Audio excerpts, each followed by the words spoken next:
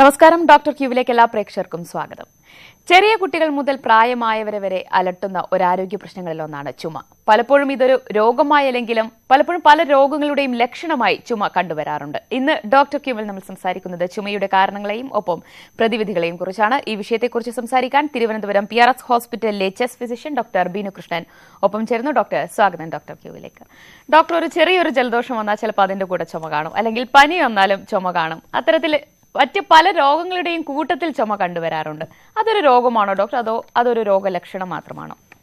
താങ്കൾ പറഞ്ഞതുപോലെ എപ്പോഴെങ്കിലും ഒന്ന് ചുമക്കാത്തവരുടെ ജീവിതത്തിൽ ആരും ഉണ്ടാവില്ല. എല്ലാവരും ഏതെങ്കിലും ഒരു സമയത്ത് അവർക്ക് ചുമ വരാറുണ്ട്. ചുമയെ തന്നെ നമ്മൾ അക്യൂട്ട് എന്നും പറയും, അതായത് വളരെ കുറച്ച് നേരത്തേക്ക് ഉണ്ടാകുന്ന ചുമ എന്നും പറയും, ക്രോണിക് എന്നും പറയും, ദീർഘനാളായിട്ടുണ്ടാകുന്ന ചുമ. അക്യൂട്ട് എന്ന് പറയുന്നത് താങ്കൾ ഈ പറഞ്ഞതുപോലെയാണ്. ഒരു പനിക്ക് വന്നതിന് ശേഷമോ അല്ലെങ്കിൽ ഒരു ജലദോഷം വന്നതിന് ശേഷമോ ഒന്ന് ചുമ വരുന്നു, മരുന്ന് കഴിക്കുമ്പോൾ അതങ്ങ് മാറുന്നു. പക്ഷേ അതിന് വലിയൊരു അസുഖമായിട്ട് നമ്മൾ അതിനെ കാണേണ്ടതില്ല, അല്ലെങ്കിൽ ദീർഘനാൾ ചികിത്സ വേണ്ട ഒരു അസുഖമായിട്ട് നമ്മൾ അതിനെ കാണേണ്ടതില്ല. ഡോക്ടർ, ശരിക്കും എന്താണ് ചുമ ഡോക്ടർ? നമ്മുടെ ശ്വാസകോശത്തിൽ എന്തെങ്കിലും ബുദ്ധിമുട്ടുണ്ടാകുമ്പോൾ നമ്മൾ അതിനെ പ്രതികരിക്കുന്നതാണോ? എന്താണ് ശരിക്കും ചുമ? ചുമയുടെ ഓരോരോ അസുഖങ്ങൾക്ക് അനുസരിച്ചാണ് ഈ ചുമയുടെ റീസൺസ് വരുന്നത്. ഉദാഹരണത്തിന് ഞാൻ ഈ പറഞ്ഞ പോലെ ക്രോണിക് ചുമ, ക്രോണിക് കോഫ് എന്ന് പറയും. എന്ന് വെച്ചാൽ 8 ആഴ്ചയിൽ കൂടുതൽ നീണ്ടു നിൽക്കുന്ന ചുമ, അതാണ് ക്രോണിക് കോഫ്, ദീർഘനാളായുള്ള ചുമ. ആ ചുമ വരുന്നത് ചില അസുഖങ്ങളിൽ ഏറ്റവും കോമൺ എന്ന് പറഞ്ഞു കഴിഞ്ഞാൽ നമ്മൾ പറയും ആസ്മയുടെ അസുഖത്തിൽ ആണ് ഏറ്റവും കോമൺ ആയിട്ട് ഇത്തരം ചുമകൾ വരുന്നത്. അതായത് 8 ആഴ്ചയിൽ കൂടുതൽ നിൽക്കുന്നത്. അതും നമ്മുടെ രാജ്യത്താണെങ്കിൽ പലപ്പോഴും അതിന് അതേപോലെ വരുന്നൊരു ചുമയുണ്ട്. TBയുടെ അസുഖത്തിലും വരും, ക്ഷയത്തിന്റെ അസുഖത്തിലും വരും. ഡോക്ടർ, അപ്പൊ അങ്ങനെയാണെങ്കിൽ സാധാരണ ഒരു പനിയുടെ കൂടെയോ ജലദോഷത്തിന്റെ കൂടെയോ ഒക്കെ ചുമ വരുമ്പോൾ അതിന് നമ്മൾ വലിയ രീതിയിൽ ടെൻഷൻ അടിച്ച് അതൊരു വലിയൊരു പ്രശ്നമായി കാണേണ്ടതില്ല അല്ലേ? പലപ്പോഴും ആ ഒരു പനിയോട് അനുബന്ധിച്ച് വരുന്നതാകാം. പനി വരുമ്പോൾ അവിടെയുള്ള ഏതെങ്കിലും നെർവ്സിനെ ബാധിക്കുന്നതുകൊണ്ടാവാം ആ ഒരു കോഫ്, ഇറിറ്റേറ്റിംഗ് കോഫായിട്ടായിരിക്കും പലപ്പോഴും വരുന്നത്. അത് ആ പനിയുടെ മരുന്നുകൾ കഴിക്കുമ്പോൾ അല്ലെങ്കിൽ ചുമയുടെ സാധാരണ മരുന്നുകൾ കഴിക്കുമ്പോൾ തന്നെ അത് മാറുകയും ചെയ്യും. ഓക്കെ, ശരി. ഡോക്ടർ പറഞ്ഞു ഇപ്പോൾ ആസ്മയുടെ ലക്ഷണമായിട്ട് തന്നെ വരാം, അല്ലെങ്കിൽ TBയുടെ ലക്ഷണമായി വരാം. ഇതിന് നമുക്ക് എങ്ങനെ തിരിച്ചറിയാം? ഇത് കൂടുതൽ കാലം ദീർഘനാൾ നീണ്ടു നിൽക്കുന്നു എന്നത് തന്നെയാണോ അതിന്റെ ഒരു പ്രധാന ലക്ഷണം? ദീർഘനാൾ നീണ്ടു നിൽക്കും. ഞാൻ ഈ പറഞ്ഞതുപോലെ 8 ആഴ്ച, 2 മാസത്തിൽ കൂടുതൽ നീണ്ടു നിൽക്കുന്ന ചുമ. അതും ആസ്മയുടെ ചുമയാണെങ്കിൽ കൂടുതലും അത് രാത്രി കാലങ്ങളിലായിരിക്കും കൂടുതലും വരുന്നത്. ഡോക്ടർ, ഒരു കോൾ ഉണ്ട്. ഹലോ ഡോക്ടറോട് ചോദിച്ചോളൂ. ഡോക്ടർ, ഞാൻ പാലക്കാട് ഗ്രീഷ്മയാണ്. മാഡം പറയണം. മാഡം, എന്റെ മകന് 6 വയസ്സായി. രാത്രിയാണ് ഭയങ്കര ചുമ. അവന് പകലൊന്നും അങ്ങനെ ചുമയില്ല, രാത്രി അവന് ഉറങ്ങാൻ പറ്റില്ല. കുട്ടി ചാടി ചുമക്കുക ഉറക്കത്തിൽ കിടന്നിട്ട്. മകന് എത്ര നാളായിട്ടുണ്ട് ഈ ചുമ? ഇപ്പൊ 2 ആഴ്ചത്തോളമായി. 2 ആഴ്ചയായിട്ടുണ്ട്. ചുമയോടനുബന്ധിച്ച് മറ്റു ലക്ഷണങ്ങളായിട്ടോ ഈ പറഞ്ഞതുപോലെ ഇപ്പോൾ സൂചിപ്പിച്ചതുപോലെ പനി ഉണ്ടായിരുന്നു, അല്ലെങ്കിൽ ശ്വാസം മുട്ടലായിട്ടുണ്ടോ? ശ്വാസം മുട്ടലാണല്ല, എന്നിപ്പോ ആ ചുമ വന്നു കഴിഞ്ഞ ഒരാഴ്ച കഴിഞ്ഞപ്പോ ജലദോഷം വന്നു. ഭയങ്കര നേരം വിളിച്ച് എനിക്ക് നിൽക്കും, മൂക്കൊക്കെ വല്ലാതെ അടഞ്ഞ്. നേരത്തെ ഇതുപോലെ വരാറുണ്ടോ? ചുമയായിട്ട് അടിക്കടി വരുന്ന ആളാണോ, ആദ്യമായിട്ടാണോ? ആദ്യം ജലദോഷം വരാറുണ്ട്, പക്ഷെ ചുമ വന്നു കഴിഞ്ഞാൽ നമ്മള് അസ്തലും പിന്നെ ടോറക്സ് പറഞ്ഞിട്ട് മരുന്നാണ് കൊടുക്കാറ്. അത് കൊടുത്തിട്ട് ഇപ്പൊ അവനും ഭേദമില്ല, മരുന്ന് കഴിഞ്ഞിട്ട് അവനും ഭേദമില്ല. നമ്മള് അതിനെ കുറിച്ചാണ് ഇപ്പൊ സംസാരിക്കുന്നത്. ദീർഘനാളായിട്ട് പലപ്പോഴായി വരുന്ന ചുമയെ കുറിച്ചാണ് നമ്മൾ സംസാരിക്കാൻ പോകുന്നത്. ശരി ഡോക്ടർ, അങ്ങനെയെങ്കിൽ ഇത് ഈ കുട്ടികളിലടക്കം ഇത്രത്തോളം കണ്ടുവരുന്ന, അല്ലെങ്കിൽ രാത്രിയൊക്കെ പലരും ഉറങ്ങുന്നതിനിടയിൽ വലിയ ബുദ്ധിമുട്ടുണ്ടാക്കുന്നുണ്ട്. അത്തരത്തിലുള്ള ചുമ നമ്മൾ വലിയൊരു ആസ്മയുടെയോ ലക്ഷണമൊക്കെ ആയി പറയാമോ? തീർച്ചയായിട്ടും. നമ്മുടെ ചുമ, ദീർഘനാളായിട്ടുള്ള ചുമയുടെ ഏറ്റവും കോമൺ കോസ് എന്ന് പറഞ്ഞാൽ ആസ്മ തന്നെയാണ്. ആസ്മ എന്ന് പറഞ്ഞാൽ അതിന്റെ പ്രത്യേക ഫോം. നമ്മൾ വിചാരിക്കും എപ്പോഴും ആസ്മ എന്ന് പറഞ്ഞു കഴിഞ്ഞാൽ ശ്വാസം മുട്ടലാണ് വരുന്നത്, ഒരു വലിവായിട്ട് വരുന്നത് മാത്രമാണ് ആസ്മ. നമുക്കൊരു തെറ്റിദ്ധാരണയുണ്ട്. ശരി ഡോക്ടർ, ഒരു കോൾ ഉണ്ട്, അതിലേക്ക് വരാം. ഹലോ ഡോക്ടറോട് ചോദിച്ചോളൂ. ഹലോ ഡോക്ടർ, ഞാൻ ചവറ. ഡോക്ടർ, എന്റെ മോന് ഇപ്പൊ 2 വയസ്സായി. അപ്പൊ അമ്മന്ന് വെച്ചാൽ ഇരട്ടകളിലൊന്നാ. അപ്പൊ അയാള് 7ാം മാസത്തിലുള്ളതായിരുന്നു. അപ്പൊ ഇപ്പോഴത്തെ അവസ്ഥ എന്ന് വെച്ചാല് രാത്രി ആവുമ്പോ അങ്ങ് ചുമ, വേറെ പനിയുടെ ലക്ഷണങ്ങളോ മൂക്കൊലിപ്പോ അങ്ങനത്തെ ലക്ഷണങ്ങളോ ഒന്നുമില്ല. രാത്രിയില് നല്ലപോലെ ചുമയ്ക്കും, ഉറങ്ങാൻ അങ്ങോട്ട് സ്റ്റാർട്ട് ചെയ്യുന്ന സമയത്ത് ഭയങ്കരമായ ചുമയാ. അന്നേരം ചിലപ്പോ കറക്റ്റ് അങ്ങ് ഛർദ്ദിക്കും. അന്നേരം ഇച്ചിരി വിക്സോ വല്ലോ ഒക്കെ ഇട്ട് ചൂട് വല്ലോ ഒക്കെ കൊടുത്തെങ്കിലേ അയാൾക്കൊരു ശമനം ഉണ്ടാകത്തുള്ളൂ. പിന്നെ അതുപോലെ വെളുപ്പാൻ ഇപ്പൊ ഒരു ഒരാഴ്ച തൊട്ട് ഇങ്ങനെ ഉണ്ട്. ഒരാഴ്ച. നേരത്തെ ഇതുപോലെ വരാറുണ്ടോ? ഇയാള് കഴിഞ്ഞ വർഷം ഇതേ ടൈമിൽ ഹോസ്പിറ്റലിൽ അഡ്മിറ്റ് ആയിരുന്നു. ജനിച്ച സമയത്ത് ന്യൂമോണിയ ഒക്കെ ആയിട്ട് ICU ആയിരുന്നു. അത് കഴിഞ്ഞ് കഴിഞ്ഞ വർഷവും ഒരു വയസ്സ് കഴിഞ്ഞ ഒരു സമയത്ത് ഇതുപോലായി ഹോസ്പിറ്റലൈസിലായിരുന്നു. വീട്ടില് മറ്റാർക്കെങ്കിലും ആസ്മയുടെ അസുഖമായിട്ടോ? ഇല്ല ഇല്ല ഇല്ല. അച്ഛനോ അമ്മയ്ക്കോ സഹോദരങ്ങൾക്കോ? ഇല്ല ഇല്ല ഇല്ലായിരുന്നു. ചോദിച്ചതുപോലെ കുട്ടികളിലെ ചുമയെക്കുറിച്ചാണ് ഇപ്പോൾ ചോദിച്ചത്. ദീർഘനാളായിട്ട് വരുന്ന ചുമയെക്കുറിച്ചാണ് ഇപ്പോൾ ചോദിച്ചത്. തീർച്ചയായിട്ടും ഈ പ്രായത്തിൽ, ഈ 2 വയസ്സെന്ന് പറഞ്ഞ പ്രായത്തിൽ നമുക്ക് ആസ്മ തിരിച്ചറിയാൻ വളരെ ബുദ്ധിമുട്ടായിരിക്കും. എന്തുകൊണ്ടാണ് ഡോക്ടർ അങ്ങനെ? എന്തുകൊണ്ടെന്ന് പറഞ്ഞാൽ നമുക്ക് അതിന്റെ ടെസ്റ്റുകൾ പ്രത്യേകം ചെയ്യാനായിട്ട് പറ്റില്ല. ശ്വാസകോശത്തിന്റെ ടെസ്റ്റുകൾ അതൊന്നും നമുക്ക് ചെയ്യാനായിട്ട് പറ്റില്ല. പലപ്പോഴും കുട്ടിക്ക് ഒരു ചുമ കാണും, അല്ലെങ്കിൽ ഇടയ്ക്കിടയ്ക്ക് ഒരു കിറുകിറുപ്പ് നമ്മൾ പറയുന്ന ബുദ്ധിമുട്ടായിരിക്കും പലപ്പോഴും ഉള്ളത്. അതിന് സാധാരണ നമ്മൾ ആസ്മയായിട്ട് അവന് കണക്കാക്കുന്നത് ഒന്നുകിൽ അച്ഛന് അമ്മയ്ക്ക് അല്ലെങ്കിൽ സഹോദരൻ പാരമ്പര്യമായിട്ട് അങ്ങനെ വരുന്നു എന്നുണ്ടെങ്കിൽ, അല്ലെങ്കിൽ അടിക്കടി ഇങ്ങനെ വന്നു ഈ പറഞ്ഞതുപോലെ ഒരേ കാലാവസ്ഥയിൽ തന്നെ വരുന്നു. ചിലർക്ക് ചൂട് സമയത്ത് മാത്രം വരാം, ചിലർക്ക് തണുപ്പ് സമയത്ത് മാത്രം, എല്ലാ വർഷവും ഇതേ സമയത്ത് വരാം. അങ്ങനെയൊക്കെ ഉണ്ടെങ്കിൽ, സീസണലായിട്ട് വരുന്നു, അങ്ങനെയൊക്കെ ഉണ്ടെങ്കിലാണ് നമ്മൾ അതിനെ ആസ്മയുടെ അസുഖമായിട്ട് കണ്ടുപിടിക്കുന്നത്. ഡോക്ടർ, ഈ ആസ്മയുടെ ചുമ എന്ന് പറയുമ്പോൾ ഈ രാത്രി ഉറങ്ങാൻ കിടക്കുമ്പോഴാണോ ഡോക്ടർ? ആ ഒരു ഉറക്കത്തിനിടയിലുള്ള ചുമയാണോ? പലപ്പോഴും കൂടുതലായിട്ട് വരുന്നത്, ആസ്മയിൽ കൂടുതലായിട്ട് വരുന്നത് രാത്രി കാലങ്ങളിലുള്ള ചുമയാണ് കൂടുതലും വരുന്നത്. പകൽ സമയത്ത് അതിനേക്കാളും കൂടുതൽ കാരണം രാത്രിയാണ് നോർമലി ശ്വാസക്കുഴലിന്റെ പ്രവർത്തനം കുറയുന്നത്. എന്ന് വെച്ചാൽ നമ്മുടെ വോളണ്ടറി കൺട്രോൾ ഇല്ലാതെ വരുന്നത്. നമ്മൾ ഉണർന്നിരിക്കുമ്പോൾ എപ്പോഴും നമുക്ക് വോളണ്ടറി ആയിട്ട് നമ്മൾ കൺട്രോൾ ചെയ്യും. നമ്മൾ എങ്ങനെ ശ്വസിക്കാം, എപ്പോൾ ശ്വാസം നിർത്താം, എപ്പോൾ കൂടുതൽ ശ്വസിക്കാം. രാത്രിയാകുമ്പോൾ അത്തരം ഒരു കൺട്രോളേ ഇല്ല.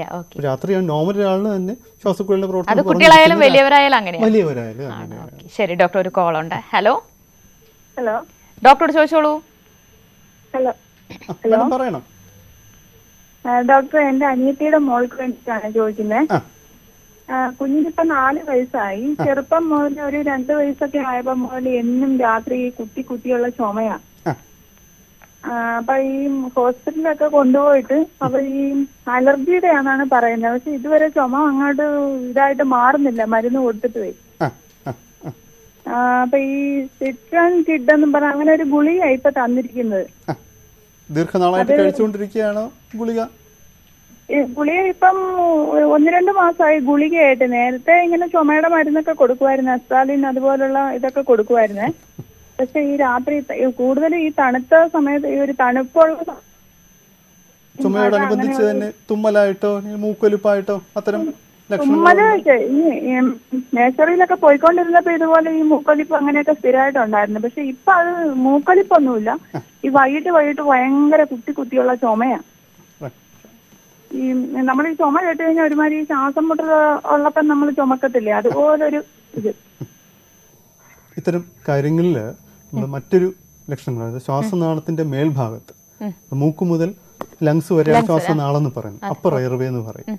ആ ഭാഗത്തുള്ള ബുദ്ധിമുട്ടും കൂടെ നമ്മൾ പ്രത്യേകം ശ്രദ്ധിക്കണം. അതായത് ചില ആൾക്കാർക്ക് മൂക്കിൽ നിന്നും സെക്രീഷൻസ് വന്ന് തൊണ്ടയിലേക്ക് വന്ന് വീണുകൊണ്ടേയിരിക്കും. പോസ്റ്റ് നേസൽ ഡ്രിപ്പ് എന്ന് പറയും. അതായത് മൂക്കിൽ നിന്നും തൊണ്ടയിൽ ബാക്കിലേക്ക്, പുറത്തേക്ക് കഫമായിട്ടല്ല വരുന്നത്, ബാക്കിലേക്ക് വന്നുകൊണ്ടേയിരിക്കും, അടിഞ്ഞു കൂടിക്കൊണ്ടേയിരിക്കും. ഇത്തരം അസുഖങ്ങളിൽ പകൽ സമയത്താണെങ്കിൽ നമ്മൾ എന്ത് ചെയ്യും? കഫം വന്നു കഴിഞ്ഞാൽ നമ്മൾ അങ്ങ് വിഴുങ്ങും. രാത്രിയാകുമ്പോൾ നമ്മുടെ വിഴുങ്ങുന്ന ആ റിഫ്ലക്സ് ഇല്ല. അതുകൊണ്ടാണ് ഡോക്ടർ ആ സമയത്ത് ശ്വാസം മുട്ടലും കൂടെ വരുന്നത്. പലപ്പോഴും കഫം അവിടെ വന്ന് അടിഞ്ഞു കൂടിക്കൊണ്ടേയിരിക്കും. പെട്ടെന്ന് നമുക്ക് ശ്വാസം മുട്ടലായിട്ട്. ശരി ഡോക്ടർ, ഒരു കോൾ കൂടി. ഹലോ ഹലോ ഡോക്ടറോട് ചോദിച്ചോളൂ. ഹലോ സർ പറയണം. ഹലോ ശരി കേൾക്കാം, ഇവിടെ കേൾക്കാം. സംശയം ചോദിച്ചോളൂ. ഡോക്ടർ, ഇത് മഴ ഇങ്ങനെ കാലാവസ്ഥ ചേഞ്ച് ആകുന്ന സമയത്ത് ഒരു ശ്വാസതടസ്സം അനുഭവപ്പെടുന്നുണ്ട്. നമ്മളിപ്പോ വേറെ ഒന്നല്ല, നമ്മൾ സാധാരണ ക്ലൈമറ്റ് അല്ല, നമ്മളിപ്പോ എന്തായാലും വർക്ക് ചെയ്തുകൊണ്ടിരിക്കുന്ന സമയത്ത് പെട്ടെന്നൊരു മഴന്റെ ലക്ഷണം, അങ്ങനത്തെ ഒരു മൂക്കടപ്പ് വരാം. വേറെ മറ്റുള്ള എനി ടൈം വേറെ സംഗതി ഒന്നുമില്ല. പിന്നെ അത് ആ കാലാവസ്ഥ ചേഞ്ച് ചെയ്യുമ്പോൾ ഇത് വരുന്നത് മറ്റേ ഇതിന്റെ ലക്ഷണമാണോ, ആസ്തമന്റെ ലക്ഷണമാണോ എന്ന് ചോദിക്കാൻ വേണ്ടിയാണ് വിളിച്ചത്. സാറിന്റെ പ്രായം എത്രയാണ്? പ്രായം 26 വയസ്സായി. ഇവിടെ സൂചിപ്പിച്ചതുപോലെ തന്നെ സീസണലായിട്ട് വരുന്നത്, അതായത് ഒന്നുകിൽ മഴക്കാലമാകുമ്പോൾ അല്ലെങ്കിൽ കാലാവസ്ഥ ഒന്ന് മാറുമ്പോൾ അത്തരം സമയങ്ങളിലൊക്കെ ചുമയായിട്ട് വരുന്നു, അല്ലെങ്കിൽ ശ്വാസതടസ്സമായിട്ട് വരുന്നു, അല്ലെങ്കിൽ തുമ്മൽ മൂക്കൊലിപ്പായിട്ട് അത്തരം കാര്യങ്ങൾ വരുന്നത് തീർച്ചയായിട്ടും ആസ്മയുടെ അസുഖത്തിന്റെ ഒരു ലക്ഷണം തന്നെയാണ്. ശരി ഡോക്ടർ, ഈ പലപ്പോഴും സാധാരണ ഒരു ചുമയ്ക്ക് ഉണ്ടാകുമ്പോൾ പല മാതാപിതാക്കളും ചെയ്യുന്നത് കടയിൽ ചെല്ലുന്ന ഒരു മെഡിക്കൽ ഷോപ്പിൽ ചെന്ന് ഒരു കപ്പ് സിറപ്പ് വാങ്ങി കഴിക്കുന്നു, അത് മാറുന്നു. അത് സാധാരണ ചുമയാണെങ്കിൽ മാറി. ആസ്മയോടനുബന്ധിച്ചുണ്ടാകുന്ന ഈ രാത്രിയിലൊക്കെ ഈ നിർത്താതെയുള്ള ചുമ, അതെങ്ങനെയാണ് ഡോക്ടർ അതിന്റെ ട്രീറ്റ്മെന്റ് ചെയ്യേണ്ടത്? അത് ഒരു കപ്പ് സിറപ്പിൽ മാത്രം തീരുന്നതാണോ? തീർച്ചയായിട്ടും അതിന് കപ്പ് സിറപ്പിൽ പ്രത്യേകിച്ച് റോളില്ല. കപ്പ് സിറപ്സിന് ഒന്നിനും തന്നെയും ആസ്മയുടെ അസുഖത്തിന് പ്രത്യേകിച്ച് റോളില്ല. പലപ്പോഴും നമ്മൾ കാണുന്നത് എന്തെങ്കിലും ഒരു സിറപ്പ് ഈ പറഞ്ഞതുപോലെയാണ്, അടുത്തുന്ന ഒരു കടയിൽ നിന്ന് നമ്മൾ വാങ്ങി കഴിക്കും. ഒരു താൽക്കാലിക ആശ്വാസം കിട്ടുന്നുണ്ടായിരിക്കും, ആശ്വാസം മാത്രം കിട്ടും. ആ എയർവേയിൽ ഒന്നും ഒരു തണുപ്പ് ചെല്ലുന്നത് പോലെയാണ് ചെല്ലുന്നത്. ആ ഒരു സമയത്ത് ഒരു ആശ്വാസം കിട്ടും എന്നുള്ളത് മാത്രമേ. അസുഖം കൂടിക്കൊണ്ടേയിരിക്കും, നമ്മളത് ഡയഗ്നോസ് ചെയ്യാൻ വിട്ടുപോവുകയും ചെയ്യും. ഡോക്ടർ, അപ്പൊ അതെങ്ങനെയാണ് ഈ ആസ്മയുടെ ചുമ നമുക്ക് എങ്ങനെയാണ് ട്രീറ്റ് ചെയ്യേണ്ടത്? മറ്റ് ചുമകളെ അപേക്ഷിച്ച് നോക്കുമ്പോൾ അതിനൊരു കണ്ടിന്യൂസ് ആയിട്ടുള്ള ഒരു ട്രീറ്റ്മെന്റ് ആണോ ആവശ്യമുള്ളത്? കണ്ടിന്യൂസ്. ആദ്യം നമ്മൾ ആസ്മയാണോ, ഇത് ആസ്മ കൊണ്ടുള്ള ചുമയാണോ എന്നുള്ളത് നമ്മൾ അറിയേണ്ടതാണ്. അതെങ്ങനെയാണ് ഡോക്ടർ അതിന്റെ ഒരു പരിശോധനാ രീതി? കണ്ടുപിടിക്കുന്നത് സാധാരണ ചെയ്യുന്നത് ലങ് ഫംഗ്ഷൻ ടെസ്റ്റ് എന്ന് പറയും. ഏറ്റവും കോമൺ ആയിട്ട് PFT എന്നാണ് ഞാൻ പറയുന്നത്, പൾമണറി ഫംഗ്ഷൻ ടെസ്റ്റ്. അതായത് ശ്വാസക്കുഴലിന്റെ പ്രവർത്തനം എത്രയുണ്ട്. കമ്പ്യൂട്ടറിലേക്ക് നമ്മൾ പല രീതിയിൽ ഊതി നോക്കുന്ന ടെസ്റ്റാണ് ഈ ലങ് ഫംഗ്ഷൻ ടെസ്റ്റ് എന്ന് പറയുന്നത്. ഊതി നോക്കുകയും ചെയ്യും, മരുന്ന് എടുത്ത് അതിൽ എത്രമാത്രം വ്യത്യാസം വരാം, അത് മരുന്ന് കഴിച്ചാൽ എത്രമാത്രം വ്യത്യാസം വരാം എന്നുള്ള കാര്യം വഴി നമുക്ക് ഈ ലങ് ഫംഗ്ഷൻ ടെസ്റ്റിലൂടെ അറിയാൻ പറ്റും. 4 വയസ്സിന് ശേഷമുള്ളവർക്കെല്ലാം നമുക്ക് PFT ചെയ്യാം. പക്ഷെ അത് ഈ 4 വയസ്സിൽ താഴെയാണെങ്കിൽ അവിടെ നമുക്ക് ബുദ്ധിമുട്ട് വരും. അതൊരു ക്ലിനിക്കൽ ഡയഗ്നോസ് മാത്രമാണ്. പലപ്പോഴും നമുക്ക് ഇത് ആസ്മ ആയിരിക്കും, ഞാൻ നേരത്തെ പറഞ്ഞതുപോലെ കുടുംബത്തിലുണ്ട് അല്ലെങ്കിൽ സീസണലായിട്ട് വരുന്നു, അങ്ങനെയൊക്കെ വെച്ച് നമ്മൾ ആസ്മ ആയിരിക്കാം എന്ന് വെച്ചായിരിക്കും ആ സമയത്ത് നമുക്ക് ട്രീറ്റ്മെന്റ് ട്രയൽ ആയിരിക്കും അപ്പോൾ കൊടുക്കുന്നത്. ശരി ഡോക്ടർ, അപ്പോൾ അതിന്റെ ട്രീറ്റ്മെന്റ് എങ്ങനെയാണ്? അത് ആസ്മയ്ക്കുള്ള ട്രീറ്റ്മെന്റ് ആണോ ചുമയ്ക്കുള്ള ട്രീറ്റ്മെന്റ് ആണോ? ആസ്മയ്ക്കുള്ള ട്രീറ്റ്മെന്റ് തന്നെ കൊടുത്തിട്ട് അതിന്റെ റെസ്പോൺസ് നോക്കും. കൊച്ചുകുട്ടികൾക്കാണ്, ഈ 4 വയസ്സിൽ താഴെയുള്ളവർക്കാണെങ്കിൽ ആസ്മയുടെ ചികിത്സ തന്നെയാണ് നമ്മൾ കൊടുക്കുന്നത്. അതിന്റെ റെസ്പോൺസ് അസസ് ചെയ്തിട്ടാണ്. അതായത് മരുന്ന് കൊടുക്കുമ്പോൾ റെസ്പോൺസ് വരുന്നു എന്നുണ്ടെങ്കിൽ ആ ചികിത്സ നമ്മൾ കണ്ടിന്യൂ ചെയ്യും. ഇല്ല, റെസ്പോൺസ് ഇല്ല എന്നുണ്ടെങ്കിൽ മറ്റ് കാരണങ്ങളെക്കുറിച്ച് നമ്മൾ ടെസ്റ്റ് ചെയ്യും. ഡോക്ടർ, എനിക്ക് തോന്നുന്നു ആ സമയത്ത് ഈ കുട്ടികൾ കിടക്കുന്ന ആ സമയത്തെ ആ സ്ഥലത്തെ ഒരു പൊടി, തണുപ്പ്, ഫാനിഡ്, അങ്ങനെ കുറെ ഇതും കൂടെ കണക്റ്റഡ് ആണെന്ന് തോന്നുന്നു അല്ലേ? പല ഫാക്ടേഴ്സ് നമ്മൾ ചികിത്സയിൽ വരുമ്പോൾ തന്നെ അതിനകത്ത് പല ഫാക്ടേഴ്സ്, ഈ പറഞ്ഞ ഫാക്ടേഴ്സ് എല്ലാം വരും. നമ്മുടെ ബെഡ് സൈഡിലുള്ള ഒന്നുകിൽ കുറച്ച് പേപ്പർ കൂട്ടി വെച്ചിരിക്കുന്നു, അല്ലെങ്കിൽ ഒരു മേശയിൽ കുറെ ബുക്കുകൾ അടുക്കി വെച്ചിരിക്കുന്നു. ഇതിൽ നിന്നെല്ലാം പൊടികൾക്കുള്ള അണുക്കൾ, ഡസ്റ്റ് മൈറ്റ് എന്ന് പറയും. അല്ലാതെ ഇപ്പോൾ ഒരു അലമാരി തൊട്ടടുത്തുണ്ട്, അത് തുറന്നു കിടക്കുന്ന അലമാരിയാണ് എന്നുണ്ടെങ്കിൽ അതിനകത്ത് പാറ്റകൾ കാണാം. നമ്മുടെ നാട്ടിൽ വളരെ കോമൺ ആണ് പാറ്റകൾ. ഈ പാറ്റ തന്നെ ആസ്മയുള്ള ഒരാളുടെ ആണെങ്കിൽ ആസ്മ വീണ്ടും കൂട്ടിക്കൊണ്ട്, ഈ ചുമ വീണ്ടും കൂട്ടിക്കൊണ്ട്, അലർജിക്ക് കാരണമാകുന്ന കാരണങ്ങൾ നമ്മൾ ഒഴിവാക്കണം, തീർച്ചയായിട്ടും ഒഴിവാക്കണം. അത് പുകവലിക്കുന്ന ഒരാളാണെങ്കിൽ തീർച്ചയായിട്ടും പുകവലി നമ്മൾ ഒഴിവാക്കുകയും വേണം. ശരി ഡോക്ടർ, നമ്മൾ ആസ്മയോടനുബന്ധിച്ചുള്ള ചുമയെക്കുറിച്ച് പറഞ്ഞു. ഇനിയിപ്പോൾ ന്യൂമോണിയ, അതോടൊപ്പം TBയുടെ ലക്ഷണമായി വരെ ചുമ കണ്ടുവരാറുണ്ടല്ലോ. അതിന് നമുക്ക് എങ്ങനെയാണ് ഡോക്ടർ വ്യത്യാസപ്പെട്ടിരിക്കുന്നത് മറ്റു ചുമയിൽ നിന്ന്? TBയുടെ ചുമ സാധാരണ TBയുടെ മറ്റ് ലക്ഷണങ്ങൾ കൊണ്ടുവരാം. അതായത് ഒന്ന് പനി കാണാം, അതോടനുബന്ധിച്ച് പനി വിട്ടുമാറാത്ത പനി. ന്യൂമോണിയയിലാണെങ്കിൽ TBയുടെ 1 മാസമായിട്ട് പനി വരാം, വെയിറ്റ് കുറഞ്ഞു വരാം. ഒരു 70 കിലോ ആയിരിക്കുന്ന ആളിന് 60 കിലോയിലേക്ക് പോവാം, 50 കിലോയിൽ ഒരു 3 മാസം 6 മാസത്തിനിടയ്ക്ക് വെയിറ്റ് കുറഞ്ഞു വരാം.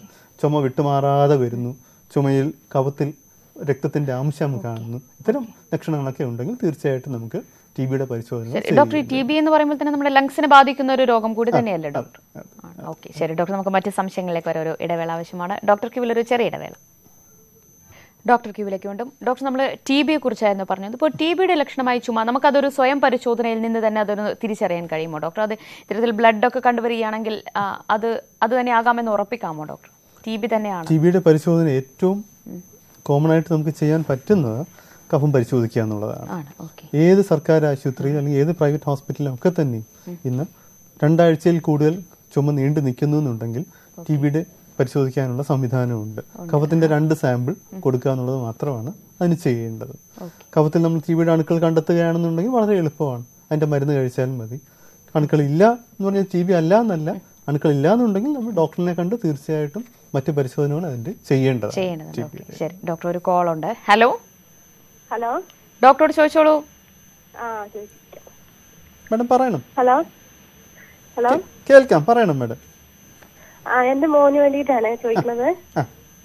മോന് 3 വയസ്സുണ്ട്. അപ്പൊ അവനിപ്പോ ഇടയ്ക്കിടയ്ക്ക് വിട്ടുമാറാത്ത ചുമ ഇങ്ങനെ ഉണ്ടായിക്കൊണ്ടിരിക്കില്ല, രാത്രിയാണ് അധികവും. അപ്പൊ ഞങ്ങൾ അതിന്റെ TBന്റെ ടെസ്റ്റ് ചെയ്തു, ബ്ലഡ് ടെസ്റ്റ് ചെയ്തു, യൂറിനൊക്കെ ടെസ്റ്റ് ചെയ്തു. അപ്പൊ അതിലൊക്കെ നോർമലാണ്. എത്ര നാളായി ഇങ്ങനെ നീണ്ടു നിൽക്കുന്നു? ഇതിപ്പോ 1 മാസമായി ഇപ്പൊ ചുമ തുടങ്ങിയിട്ട്.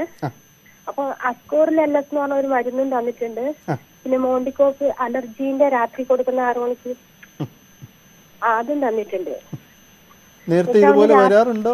അടിക്കടി വരുന്നതാണോ? ഇല്ല, ആദ്യമായിട്ട് വരുന്നത്. കൂടുതലും രാത്രി കാലങ്ങളിൽ തന്നെയാണ് വരുന്നത് ചുമ വരുന്നത്? രാത്രിയാണ്. ചുമച്ച് ഭയങ്കരമായിട്ട് ഇങ്ങനെ ശിരസിൽ കേറുന്ന പോലത്തെ ഒരു ചുമയാണ് രാത്രി. പകൽ സമയത്ത് രാവിലെയൊക്കെ തുമ്മലായിട്ടോ? പകലൊന്നും കുഴപ്പമില്ല. ഇല്ല, രാവിലത്തെ തണുപ്പിന് ചെറുതായിട്ടുണ്ടാവും. കുടുംബത്തിൽ ആർക്കെങ്കിലും നേരത്തെ പറഞ്ഞ പോലെ ആസ്മയുടെ അസുഖമോ അച്ഛനോ അമ്മയ്ക്കോ സഹോദരങ്ങൾക്കോ? വീട്ടിൽ പാരമ്പര്യമായി അച്ഛനും അമ്മയ്ക്കോ ആർക്കെങ്കിലും ആസ്മയുടെ അസുഖങ്ങളുണ്ടോ എന്നാണ് ഡോക്ടർ ചോദിച്ചത്. അലർജീന്റെ പ്രശ്നം എനിക്കും ഹസ്ബൻഡിനും ഉണ്ട്. ചെയ്യേണ്ടത് തീർച്ചയായിട്ടും ഈ രോഗലക്ഷണങ്ങൾ ആസ്മയുടെ ആകാം. ചെയ്യേണ്ടത് തീർച്ചയായിട്ടും അടുത്തുള്ള ശ്വാസകോശ രോഗ വിദഗ്ധനെ കണ്ടിട്ട് അതിന്റെ ആസ്മയുടെ പരിശോധനകൾ നോക്കുക എന്നുള്ളതാണ് നമ്മൾ ചെയ്യേണ്ടത്. ശരി ഡോക്ടർ, ഒരു കോൾ കൂടി. ഹലോ ഹലോ ഡോക്ടറോട് ചോദിച്ചോളൂ. ഡോക്ടർ, മാഡം പറയണം. എനിക്ക് ഇടയ്ക്കിടയ്ക്ക് ചുമയുണ്ട് രാത്രിയില്. മാഡത്തിന്റെ ഏജ് എത്രയാ? പ്രായം? 20. എത്ര നാളായിട്ടുണ്ട് ചുമയായിട്ട്? കുറച്ച് ദിവസമായി.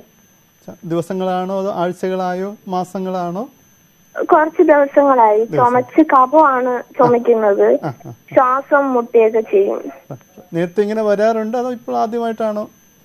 നേരത്തെ ശ്വാസം മുട്ടലുണ്ടായിരുന്നു, അത് കാണിച്ചായിരുന്നു. ഇപ്പം ചുമച്ച് കഫം പകലും ചുമയാണ്, രാത്രിയിലും ചുമയാണ്.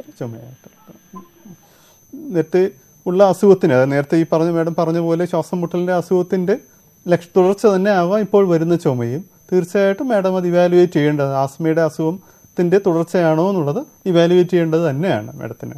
ഓക്കെ, ശരി ഡോക്ടർ. ഈ ശ്വാസമുട്ടലോട് കൂടിയ ചുമ വരുന്നത് പ്രധാനമായി ഈ കഫക്കെട്ടിന്റെ പ്രശ്നമുള്ളവർക്കാണോ ഡോക്ടർ? ഞാൻ ഈ പറഞ്ഞ പോലെ നേരത്തെ ആസ്മയുടെ പറഞ്ഞു, പോസ്റ്റ് നേസൽ ഡ്രിപ്പ് പറഞ്ഞു, മറ്റൊരു അസുഖം കൂടിയുണ്ട് ഇതുപോലെ ചുമയുണ്ടാക്കുന്നത്. റിഫ്ലക്സ് എന്ന് പറയും. റിഫ്ലക്സ് എന്ന് പറഞ്ഞാൽ നമ്മൾ സാധാരണ ഗ്യാസ് എന്ന് പറയും, അല്ലെങ്കിൽ ആസിഡ് എന്ന് പറയും. വയറിലുള്ള ആസിഡിന്റെ പ്രശ്നം, വയറിലുള്ള ആസിഡ് കിടക്കുമ്പോൾ മേളിലേക്ക് ഒഴുകി ഒഴുകി ഒഴുകി ഒഴുകി ശ്വാസക്കുഴലിൽ എത്തും. നമ്മുടെ വോയിസ് ബോക്സിൽ, ലാരിങ്സ് എന്ന് പറയും, വോയിസ് ബോക്സിലും എത്തും. അവിടെ ചെന്ന് ഇറിറ്റേറ്റ് ചെയ്ത് ഈ ചുമ വന്നുകൊണ്ടേ വീണ്ടും വീണ്ടും വീണ്ടും ചുമയ്ക്കും. ആ ലക്ഷണങ്ങൾ പലപ്പോഴും രാത്രി ഒന്ന് ഉറങ്ങി അതിരാവിലെ 1 മണി 2 മണിയൊക്കെ ആകുമ്പോൾ എഴുന്നേൽക്കും. ചുമയോടെ അങ്ങ് എഴുന്നേൽക്കും. അത് കിടന്നു കഴിഞ്ഞ് ആസിഡ് പതുക്കെ ആസിഡ് ആയാലും ഫുഡ് പാർട്ടിക്കിൾസ് ആയാലും എല്ലാം മേളിലേക്ക് വന്ന് അവിടെ ഇറിറ്റേറ്റ് ചെയ്ത് തൊണ്ട വരെ എത്തും. അവിടെയും ഇറിറ്റേറ്റ് ചെയ്ത് 1 മണി 2 മണിയൊക്കെ ആകുമ്പോൾ രാവിലെ എഴുന്നേറ്റിരുന്ന ചുമ കണ്ടിന്യൂസ് ചുമയായിരിക്കും. നമ്മൾ പല മരുന്നുകൾ കഴിക്കും, മാറില്ല. എന്താ അടിസ്ഥാനപരമായ കാര്യം നമ്മുടെ വയറിലുള്ള ആസിഡിന്റെയാണ്. അപ്പോൾ അതിന്റെ ട്രീറ്റ്മെന്റ് എങ്ങനെയാണ്? ആസിഡിറ്റിക്കുള്ള അതിന്റെ ഒരു ട്രീറ്റ്മെന്റ് തന്നെയാണോ ഡോക്ടർ? ഗാസ്ട്രോ ഡോക്ടർ യൂഷ്വലി അത് എൻഡോസ്കോപ്പി ചെയ്ത് നോക്കും. എൻഡോസ്കോപ്പി നോക്കിയിട്ട് ഇൻ കേസ് ആസിഡിന്റെ അംശം കൂടുതലാണ്, അല്ലെങ്കിൽ ഈ പറഞ്ഞ റിഫ്ലക്സ് കൂടുതലാണ് എന്നുണ്ടെങ്കിൽ അതിന്റെ ചികിത്സ തീർച്ചയായിട്ടും നമ്മൾ എടുക്കേണ്ടി വരും. ഡോക്ടർ, ചിലർക്ക് ഈ കഫക്കെട്ടോടുകൂടി അല്ലെങ്കിൽ ശ്വാസമുട്ടലോട് കൂടിയ ചുമ ഉണ്ടാവും, പക്ഷെ ചിലർക്ക് ഈ വരണ്ട വില്ലൻ ചുമ എന്ന് പറയാം, അതെന്താണ് ഡോക്ടർ? അത് എന്തുകൊണ്ട്, എന്തിന്റെയൊക്കെ ലക്ഷണങ്ങളായി വരാൻ ഡോക്ടർ? വില്ലൻ ചുമ എന്ന് പറഞ്ഞാൽ വൂപ്പിംഗ് കോഫ് എന്നാണ് പറയുന്നത്. വില്ലൻ ചുമ നമ്മുടെ നാട്ടിൽ നമ്മൾ ഇറാഡിക്കേറ്റ് ചെയ്തു, അല്ലെങ്കിൽ ഇപ്പോൾ വാക്സിൻ ഉള്ളത് കൊണ്ട് ഇപ്പോൾ ഇല്ല എന്ന് വിശ്വസിക്കുന്ന ഒരു രോഗമാണ് വില്ലൻ ചുമ. പലപ്പോഴും വില്ലൻ ചുമ പോലെ കണ്ടെത്തുന്നത് പലപ്പോഴും ആസ്മയാകാം. കുട്ടികളിലാണ് അത് കോമൺ ആയിട്ട് വരുന്നത്. പലപ്പോഴും ആസ്മയാകാം. അല്ലാതെ ഹാബിച്വൽ കോഫ് എന്ന് പറയും. ഹാബിച്വൽ കോഫ് എന്ന് പറഞ്ഞാൽ ചിലർക്ക് ഒന്ന് സംസാരിക്കുന്നു, കുറച്ച് സംസാരിക്കുമ്പോൾ ഉടനെ ഇടയ്ക്ക് ഒന്ന് ചുമച്ചിട്ടേ അവർ സംസാരിക്കത്തുള്ളൂ, അല്ലെങ്കിൽ ഒന്ന് സംസാരിക്കാൻ തുടങ്ങുമ്പോൾ തന്നെ തൊണ്ടയിൽ അല്പം ഒന്ന് ശബ്ദമുണ്ടാക്കിയിട്ടേ അവർ സംസാരിക്കത്തുള്ളൂ. അതാണ് ഹാബിച്വൽ കോഫ് എന്നാണ് അതിന് പറയുന്നത്. അതൊരു ഹാബിറ്റാണ്. അവരുടെ ചുമയൊരു ലക്ഷണമല്ല. അവർക്ക് വേണ്ടത് അവർക്ക് കൗൺസിലിംഗ് ആണ് അതിന് പ്രധാനമായിട്ടും കൊടുക്കുന്നത്. ഡോക്ടർ, ചിലർക്ക് അത്യാവശ്യം നന്നായി ഒന്ന് നടന്നു കഴിഞ്ഞാൽ അല്ലെങ്കിൽ വ്യായാമം ചെയ്തു കഴിഞ്ഞാൽ, ജോഗ് ചെയ്തു കഴിഞ്ഞാൽ ഉടനെ ഈ ചുമയ്ക്കുന്ന ഒരു ശീലമുണ്ടല്ലോ, അതും ഒരു ഹാബിച്വൽ ഇതായിട്ട് പറയാൻ പറ്റുമോ, അല്ല അത് വേറെ വല്ല രോഗങ്ങളുടെ ഒരു ലക്ഷണമാണോ ഡോക്ടർ? പലപ്പോഴും ഇങ്ങനെ എക്സേർട്ട് ചെയ്ത് കഴിഞ്ഞിട്ട് ചുമയ്ക്കുന്ന 2 അസുഖങ്ങളിൽ വരാം. ഒന്ന് ഞാൻ പറഞ്ഞ പോലെ നേരത്തെ ആസ്മ, എക്സർസൈസ് ഇൻഡ്യൂസ്ഡ് ആസ്മ എന്ന് പറയും. എക്സർസൈസ് കൊണ്ടുവരുന്ന ആസ്മ. അത് ഈ പറയുന്ന പോലെ ഒന്ന് എക്സസൈസ് ചെയ്ത് കഴിയുമ്പോൾ ഉടനെ ചുമ തുടങ്ങും. അല്ലാതെ മറ്റൊരു അസുഖമാണ് COPD എന്ന് പറയും. ശ്വാസക്കുഴലിന്റെ അസുഖമാണ് COPD, chronic obstructive pulmonary disease. Chronic എന്ന് പറഞ്ഞാൽ ദീർഘകാലം, ഒബ്സ്ട്രക്ഷൻ എന്ന് പറഞ്ഞാൽ അടവ്, പൾമണറി എന്ന് പറഞ്ഞാൽ ശ്വാസകോശം, ഡിസീസ് എന്ന് പറഞ്ഞാൽ അസുഖം. ദീർഘകാലമായി അടവ്, ശ്വാസക്കുഴലിലുള്ള അടവ് കൊണ്ടുവരുന്ന അസുഖം. ശ്വാസകോശങ്ങൾ അടഞ്ഞടഞ്ഞടഞ്ഞു പോകും, ശ്വാസം പോകാൻ സ്ഥലമില്ല, ബ്രീത്ത് എടുക്കാൻ പറ്റുന്നില്ല. അതാണ് അല്പം എക്സേർട്ട് ചെയ്യുമ്പോൾ കൂടുതൽ അടയും. അതുകൊണ്ടാണ് ഈ എക്സസൈസ് ചെയ്യുമ്പോഴേക്കും പെട്ടെന്ന് ചുമയായിട്ട് അല്ലെങ്കിൽ ശ്വാസം മുട്ടലായിട്ട്. അത് എന്തൊക്കെ കാരണങ്ങൾ കൊണ്ട് COPD-യിലേക്ക് നയിക്കാൻ ഡോക്ടർ? ഈ പുകവലി അടക്കം വലിയ പ്രാധാന്യമുണ്ട്. പ്രധാനമായിട്ട് താങ്കൾ പറഞ്ഞതുപോലെ പുകവലി ശീലമാണ് നമ്പർ 1 കോസ് എന്ന് പറഞ്ഞാൽ എപ്പോഴും പുകവലി ശീലം തന്നെയാണ്. അതിന്റെ ചികിത്സ എന്ന് പറഞ്ഞാലും ആദ്യം സ്മോക്കിംഗ് സെസേഷൻ, അതായത് പുകവലി നിർത്തുക. മരുന്നുകൾക്കൊക്കെ അതിനകത്ത് രണ്ടാമത്തെ റോളാണ്. പുകവലിക്കുന്ന ഒരാൾ പുകവലി നിർത്തുന്നില്ല എന്നുണ്ടെങ്കിൽ പ്രത്യേകിച്ച് നമ്മൾ മരുന്നെടുക്കുന്നതുകൊണ്ട് ആളിന് ഉദ്ദേശിക്കുന്ന പ്രയോജനം കിട്ടണമെന്നേ ഇല്ല. ശരി ഡോക്ടർ, ഒരു കോൾ ഉണ്ട്. ഹലോ ഹലോ, ഡോക്ടറോട് ചോദിച്ചോളൂ. ഹലോ മാഡം പറയണം, കേൾക്കാം. ഹലോ, അവിടെ ടിവിയുടെ വോളിയം കുറച്ച് വെച്ച് സംസാരിക്കാമോ? ശരി, ഇനി ടെലിഫോണിൽ ശ്രദ്ധിച്ച് സംസാരിക്കും. കോട്ടയത്തിനാണേ. പറയണം മാഡം. പേര് സുസമ്മ ഇപ്പോഴും അവിടെ ടിവിയിൽ ശ്രദ്ധിച്ചാണ് സംസാരിക്കുന്നത്. ടിവിയുടെ വോളിയം വളരെ കുറച്ച് വെക്കാമോ? ശരി, കോള് കട്ടായി പോയെന്ന് തോന്നുന്നു. ശരി ഡോക്ടർ, ഇത്തരത്തിൽ പലപ്പോഴും പലരിലും ചുമ കണ്ടുവരാറുണ്ട്. നമുക്ക് ഈ ചുമയെ എത്രത്തോളം ശ്രദ്ധിക്കണം, അല്ലെങ്കിൽ നമ്മൾ എപ്പോഴാണ് അതൊരു ഡോക്ടറെ കണ്ട് അതിന്റെ പരിശോധനകളായാലും, ഇപ്പോൾ TB-യുടെ ആയാലും ന്യൂമോണിയയുടെ ആയാലും ആസ്മയുടെ ആയാലും പരിശോധനകൾ നമ്മൾ എപ്പോഴാണ് ഡോക്ടർ നടത്തേണ്ടത്? ഒരു അക്യൂട്ട് ആയിട്ടുള്ള കോഫ് ആണെങ്കിൽ, മറ്റെന്തെങ്കിലും ഒരു പനികൾ വന്നു മാറി അതിനുശേഷം വരുന്ന ഒരു ചുമയാണെങ്കിൽ അത് കുറച്ച് നാൾ നീണ്ടു നിൽക്കും, അത് കഴിഞ്ഞ് അങ്ങ് മാറും. പ്രത്യേകിച്ച് ചികിത്സ വേണ്ട. പക്ഷെ ഒരു ദീർഘനാൾ നിൽക്കുന്ന ക്രോണിക് കോഫ് ആണെങ്കിൽ, 2 മാസത്തിലധികം നിൽക്കുന്ന ചുമയാണെങ്കിൽ തീർച്ചയായിട്ടും നമ്മൾ ശ്രദ്ധിക്കേണ്ടതാണ്. ആസ്മയുടെ ആണോ TB-യുടേതാണോ, ഇതെല്ലാം നമ്മുടെ രാജ്യത്താണെങ്കിൽ എപ്പോഴും ആദ്യം നമ്മൾ ചിന്തിക്കുന്ന പകൽ സമയത്തുള്ള ചുമയാണെങ്കിൽ TB-യെ കുറിച്ചായിരിക്കും. വിദേശ രാജ്യങ്ങളിലാണെങ്കിൽ TB കുറവായതുകൊണ്ട് അവർ ആദ്യം തന്നെ ചിന്തിക്കുന്ന ആസ്മയെ കുറിച്ചായിരിക്കും. ശരി ഡോക്ടർ, ഇപ്പോൾ സാധാരണ കുട്ടികളടക്കം ചുമ വരുമ്പോൾ ഈ കഫ് സിറപ്പുകളുടെ ഒരു വലിയൊരു ഉപയോഗമുണ്ട്. അത് നല്ലതാണോ ഡോക്ടർ, ശരീരത്തിനായാലും അത് ചുമ ഒഴിവാക്കാനായാലും? കോഫ് സിറപ്പ് ഞാൻ ഈ പറഞ്ഞ ആദ്യത്തെ ഗണത്തിൽപ്പെടുന്നത്. അക്യൂട്ട് കോഫിന് ഒരു ബ്രോങ്കോ ഡൈലേറ്റർ എന്ന് പറയുന്നത് ശ്വാസനാളങ്ങളെ വികസിപ്പിക്കുക എന്നുള്ള ജോലിയാണ് കോഫ് സിറപ്പിനുള്ളത്. ആ മരുന്ന് കഴിക്കുമ്പോൾ രക്തത്തിൽ പോയി ശ്വാസകോശത്തിൽ ചെല്ലുമ്പോൾ അവിടെയുള്ള ശ്വാസനാളങ്ങളെ കുറച്ച് വികസിപ്പിക്കുന്നു, ആവശ്യമുള്ള ഓക്സിജൻ കുറച്ചൊന്ന് തരുന്നു. നമ്മുടെ ആ ചുമയൊന്ന് സബ്സൈഡൊക്കെ താൽക്കാലിക ആശ്വാസം ഉള്ളത് മാത്രമേ ഉള്ളൂ. അക്യൂട്ട് ആയിട്ടുള്ള ചുമ, ഒരു പനി വന്നിട്ട് കുറച്ചൊരു ശ്വാസക്കൂട്ടിൽ ഇറിറ്റേഷൻ ഉണ്ടെങ്കിൽ അത് മാറാൻ കാര്യങ്ങളൊക്കെ പ്രയോജനപ്പെടാം. ഡോക്ടർ, അതിലപ്പുറം ഈ ബ്ലഡ് കാണുക, ഈ കഫം തുപ്പുമ്പോൾ അതിൽ ചോര കാണുക, അതൊക്കെ നമ്മൾ കൂടുതൽ ശ്രദ്ധിക്കണം അല്ലെ? മറ്റ് സാധാരണ ഈ പറഞ്ഞ അസുഖങ്ങളെ പോലെ മറ്റൊരു അസുഖമാണ് സൈനസൈറ്റിസ് എന്ന് പറയും. നമ്മളെപ്പോഴും കേൾക്കുന്നതാണ് സൈനസൈറ്റിസ് ആണ്. ഈ സൈനസൈറ്റിസിന്റെ ലക്ഷണം തന്നെ ഈ വരുന്നത് നേരത്തെ ഞാൻ പറഞ്ഞ പോലെ മൂക്കിൽ നിന്നും തൊണ്ടയിലേക്ക് ഒഴുകി വരും, കഫം ഒഴുകി വരും, അതോടൊപ്പം തന്നെ ബ്ലഡ് ഒഴുകി വരും. ആ ബ്ലഡ് നമ്മൾ ചുമയ്ക്കുമ്പോൾ കഫത്തിൽ വരികയും ചെയ്യും. പലപ്പോഴും അത് TB ആയിരിക്കണം എന്നില്ല, അപ്പൊ ആദ്യം ചെയ്യേണ്ടത്, ചുമയ്ക്കുമ്പോൾ അതൊരു കുറെ മാസങ്ങളോളം നീണ്ടു നിൽക്കുകയാണെങ്കിൽ അത് ഏത് രോഗത്തിന്റെ ലക്ഷണമാണെന്ന് ആദ്യം കണ്ടെത്തി അതിനുള്ള ചികിത്സയാണ് നൽകേണ്ടത്. നമ്മളിപ്പം വെറുതെ നമ്മളൊരു കടയിൽ ആദ്യം പറഞ്ഞ പോലെ ഒന്ന് കടയിൽ ചെന്ന് കോഫ് സിറപ്പ് കഴിക്കാതെ ഇവാലുവേറ്റ് ചെയ്തിട്ട് വേണം. തീർച്ചയായും അത്തരത്തിലുള്ള ഒരു അവബോധം തന്നെ നമ്മുടെ ജനങ്ങളിലും ഉണ്ടാകട്ടെ. വളരെയധികം നന്ദി ഡോക്ടർ, ഞങ്ങളുടെ അതിഥിയായി എത്തിയതിന്. ഇന്നത്തെ ഡോക്ടർ ക്യൂ ഇവിടെ പൂർണ്ണമാവുകയാണ്. വീണ്ടും കാണാം. നമസ്കാരം.